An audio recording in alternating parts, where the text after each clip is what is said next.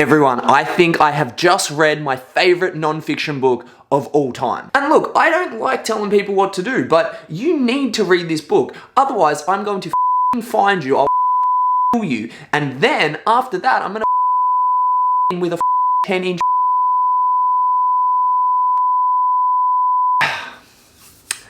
The book's Factfulness by Hans Rosling, by the way.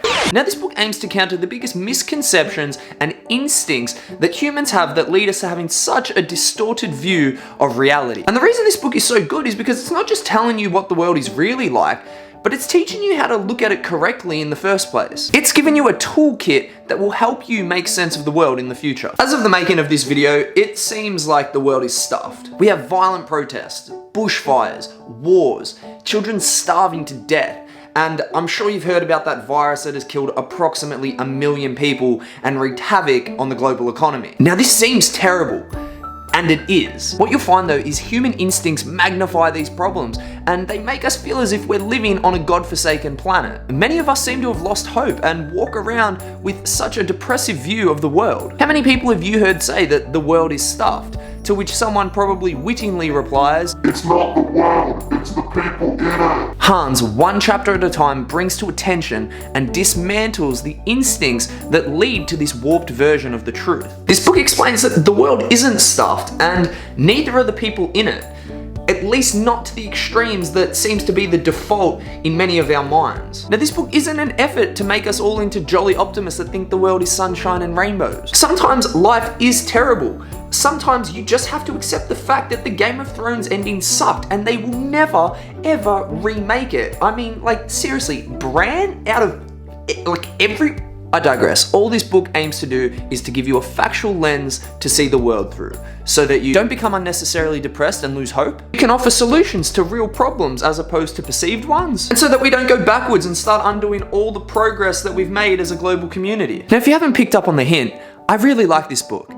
So let me tell you why. This book is interactive. It has little multiple choice questions that majority of the world get wrong. So wrong, in fact, that humans actually perform worse on the test than chimpanzees do. And this includes world leaders, doctors, lawyers, bankers, tech moguls, and some of the most well-known people from the most well-known organizations in the world. The interaction with this book makes it so much more than a text. It actually is an experience. On top of this, the book is super easy to understand. It demonstrates with very simple graphs and data just how much progress the world has made. Hans delivers the content in a way that is funny and very comprehensible. Literally, you don't have to be a university student to understand this stuff. A grade 5 could pick up this book and learn so much about the world. The book is also rather short and it's full of stories and facts that blend together to create something truly beautiful. Lastly, this book is useful.